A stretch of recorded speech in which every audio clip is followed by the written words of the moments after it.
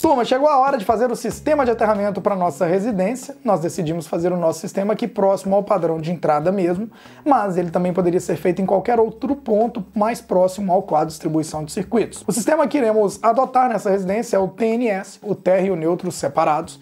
No sistema TNS, apesar dos cabos de neutro e terra estarem interligados dentro do quadro de medição, eles seguirão até o QDC em condutores separados. Mas quantas hastes eu preciso para um bom aterramento, André? Olha, não existe uma quantidade mínima de hastes exigidas por norma e também não existe o tal mito de que a resistência de aterramento ela deve sempre ficar abaixo dos tal 10 ohms. Anota isso de uma vez por todas. Equipotencialização é mais importante do que apenas o aterramento. Aí você deve estar assim, pô André, mas o que é equipotencialização? De uma forma simplificada, equipotencializar nada mais é do que interligar todos os elementos metálicos possíveis e pontos aterrados de uma instalação a um barramento chamado BEP, ou seja, barramento de equipotencialização principal. Enfim, se eu fincar apenas uma haste, porém interligar essa haste com o neutro em algum ponto da instalação, no nosso caso, né, no próprio padrão, pois é uma exigência da concessionária, eu estou equipotencializando.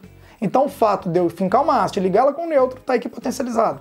Porém, eu considero uma boa prática no mínimo 2 ou até 3 hastes, pois a resistividade do solo no Brasil, ela varia muito. E apesar de não existir assim, um estudo detalhado sobre isso para residências, nós mantemos essas boas recomendações aí de fincar pelo menos 2, 3 hastezinhas e equipotencializar, não tira essa palavra da sua cabeça, equipotencializar principalmente. Mas voltando para a nossa obra 3D, o primeiro passo do aterramento é fazer as covas onde serão cravadas as hastes e cavar a vala por onde será passado o cabo nu, que vai interligar as hastes, é um cabo de cobre nu.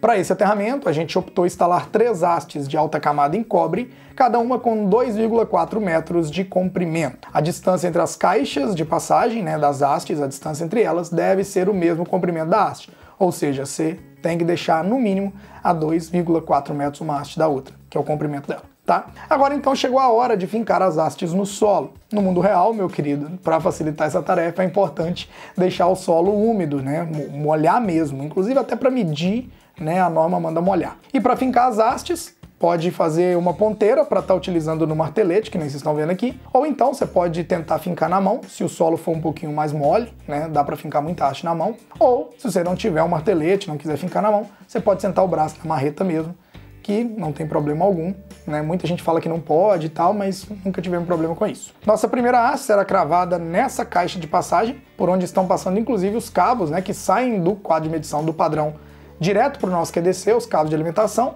e depois cravamos as outras 2 hastes na mesma maneira, distantes 2,4 metros uma da outra. E vale lembrar que podemos aproveitar as caixas de inspeção elétrica, né, para colocar a haste se julgar necessário. Então não tem necessidade de ser... Você pode passar a parte elétrica dentro das caixas da haste se precisar, tá? Agora que as hastes foram cravadas, hora de conectar o cabo de cobre nu nelas. De acordo com a tabela 51 da NBR 5410, a medida desse cabo, né, que vai de interligar as hastes, tem que ser no mínimo 50 milímetros quadrados. Para fazer essa conexão não é necessário seccionar o cabo, tá? Deixa ele passando, que é melhor.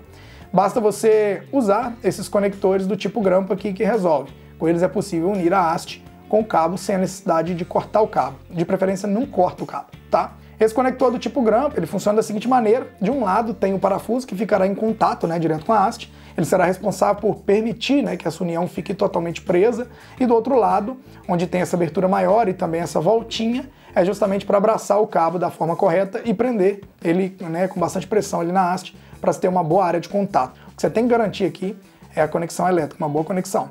Sendo assim, basta a gente passar o cabo pelo conector e em seguida a gente prender tudo na haste. Viram como é que é simples? Agora a gente repete o processo, né, na haste central e na haste mais próxima do padrão também. É a mesma coisa. Cabe lembrar também que existem outros tipos de conectores. Esse outro modelo aqui que eu estou mostrando, né, é o que a gente passou a instalar mais recentemente.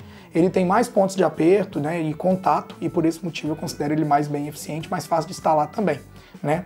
O condutor de cobre nu, ele deve ficar enterrado diretamente no solo, por isso ele é conhecido como eletrodo de aterramento horizontal.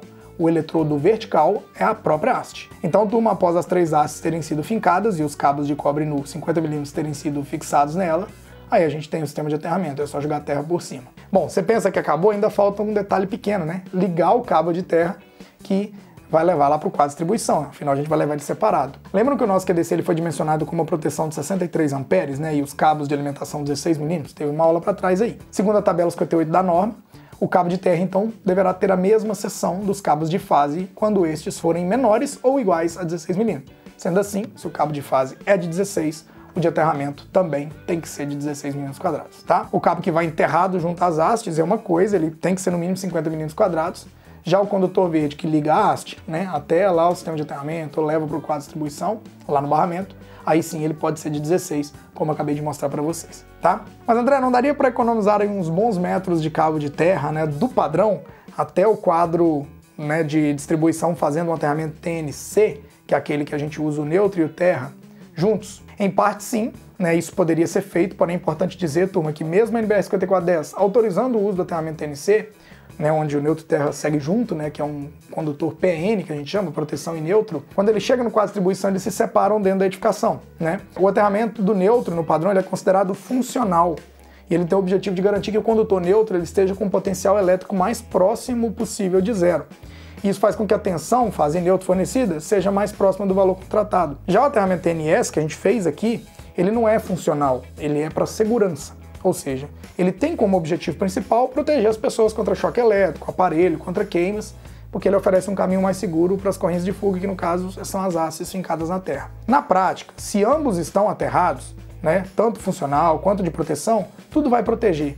Afinal, a gente está interligando o cabo do aterramento funcional com o cabo do aterramento de segurança, né, se a gente for pensar assim. Inclusive, isso é uma orientação própria da norma lá na letra E do item 64211 da NBR 5410. Então, toda vez que for possível, interligue. E venha fazer parte da nossa turma de eletricistas profissionais aqui da Engeral. Aqui embaixo ó, tem um quadradinho branco. Clique nele e saiba mais sobre o curso, conteúdo programático, modelo de certificado e ó, o preço que cabe no seu bolso. Um forte abraço a todos aí, ó. Valeu, filé todo!